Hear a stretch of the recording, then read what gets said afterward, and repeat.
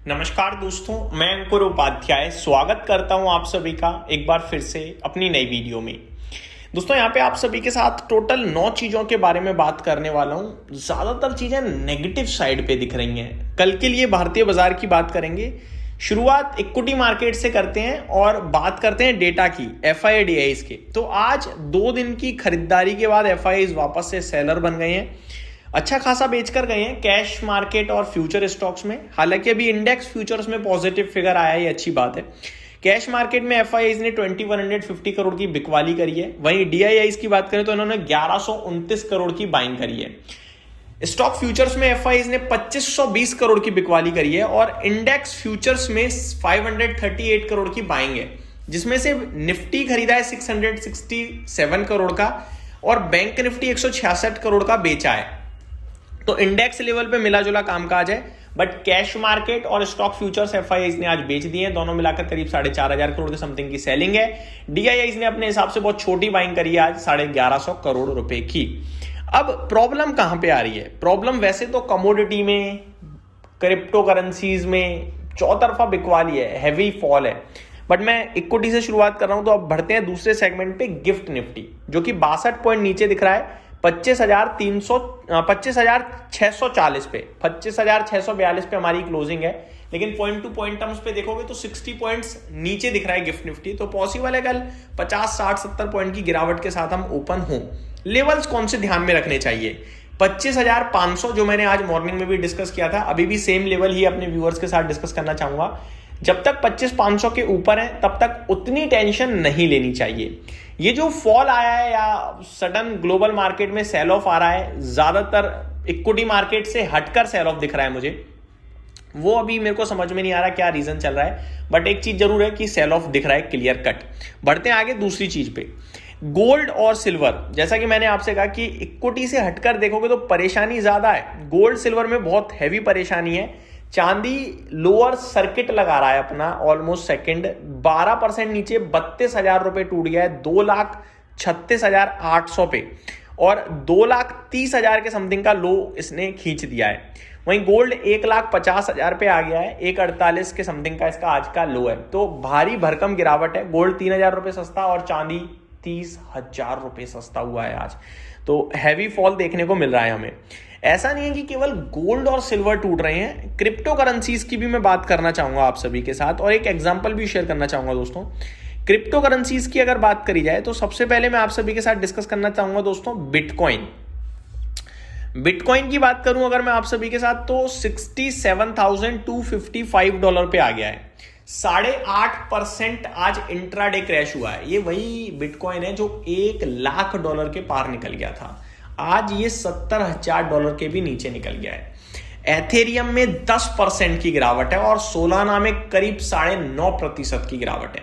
दोस्तों Robert Kiyosaki जिन्होंने predict किया था कि इक्विटी मार्केट करेगा अंडर परफॉर्म, बिटकॉइन करेगा आउट परफॉर्म और चांदी सोना भी आउट परफॉर्म करेंगे। चांदी तो चल गया और गिर भी गया वापस से। क्रिप्टो में धज्जियां उड़ी पड़ी हैं, इक्विटी मार्केट वहीं का वहीं है। इसीलिए कहते हैं कि शेयर बाजार इतना आसान नहीं है कि कुछ भी कोई बोलेगा और आप आंख बंद करके फॉलो कर जाओगे। मैं यहाँ पे किसी को ये नहीं बोल रहा कि क्या हुआ क्या नहीं। अगर चांदी चला, अगर उन्होंने क्रेडिट लिया कि मैंने कहा था चांदी चला, ठीक है, तो फिर बिटकॉइन का क्या हाल हो गया? और इक्विटी कोई ऐसी तो डैमेज नहीं हुई है। तो कहने वाली बात यह है कि आपका पैसा बहुत कीमती है, मैनेज करें सही से और डाइवर्सिफाइड रखें, दैट्स इट। ठीक है, और ये प्रिडिक्ट करना कि ये चीज नहीं चलेगी और वो चीज बहुत ज्यादा चलेगी, वो बहुत मुश्किल होता है शेयर बाजार में। लॉन्ग टर्म में प्रिडिक्ट करना इजी होता है फिर भी एक बार को। एंड सिल्वर की बात करें तो सिल्वर डेफिनेटली हमें दिखता है कि पॉजिटिव है और लॉन्ग टर्म में गोल्ड को आउट परफॉर्म करेगा। लेकिन इसका ये मतलब नहीं है कि सब कुछ आउट परफॉर्म कर जाएगा और गिरेगा नहीं। जब गिरता है तो लोगों की धज्जियां उड़ा दी पोर्टफोलियो की अकेले सिल्वर ने इस समय। ठीक है, आगे दोस्तों ऐसा नहीं है कि क्रिप्टो ही क्रिप्टो गिरा है। गोल्ड सिल्वर का हाल मैंने बताया, कॉपर भी 1.5% नीचे खड़ा है। ऑयल की बात सुन लीजिए, ब्रेंट 3.25% नीचे है, नेचुरल गैस 2.5% नीचे है और ऑयल में 3.25% की गिरावट है। तो आज ब्रॉडर सेल ऑफ देखने को मिल रहा है, बहुत हैवी। तो पूरी कमोडिटीज नीचे है, बिटकॉइन नीचे है, गोल्ड सिल्वर क्रैश दिख रहा है, निफ्टी गिफ्ट निफ्टी थोड़ा थोड़ा नेगेटिव संकेत दे रहे हैं। ग्लोबल मार्केट्स में चलें अब तो अमेरिका की भी धज्जियां उड़ी पड़ी हैं। डाउ 650 पॉइंट टूट गया है, नेस्डेक 2% नीचे है, S&P 500 1.5% नीचे है। भयंकर सेल ऑफ देखने को मिल रहा है पूरे अमेरिका के बाजार में। रीजन वैसे तो यहां पे नहीं लिखा, बट मैं थोड़ा पढ़ता हूं, कुछ लिखा हो मिल जाए तो ठीक है। US equities fell for another day on Thursday as investors took a risk-off stance, leading popular trades in technology and Bitcoin to unravel. The Dow Jones shed 647 points or 1.3%. The S&P 500, the Nasdaq index declined 1.5% respectively. That move helped put tech-heavy Nasdaq on for its largest 3-day drop since April 21st. Alphabet was the latest of the Magnificent Seven companies to report earning results. The company projected a sharp increase in artificial intelligence spending that spooked some investors, calling for 2026 capital expenditures of up to $185 billion. अब वही tax से related चीजें चल रही हैं और कुछ भी नहीं चल रहा है। चौतरफा बिकवाली से आपका अमेरिका का बाजार भी गिरता हुआ दिख रहा है। बस यही मैं आप सभी के साथ शॉर्ट और सिंपल भाषा में अभी तो डिस्कस करना चाहूंगा। बढ़ते हैं आगे दोस्तों स्टॉक्स की तरफ। बहुत सारे नंबर्स आए हैं, बट नंबर्स अच्छे आते हैं तो चले ना चले कहना मुश्किल है, लेकिन नंबर्स खराब आएंगे तो गिरेगा ये कहना आसान है। ठीक है, तो रिजल्ट्स के दम पर स्टॉक्स रिएक्ट करेंगे, पहली बात। दूसरी बात, कल काफी सारे स्टॉक्स के नंबर आएंगे, वो भी मैं आपके साथ डिस्कस करूंगा।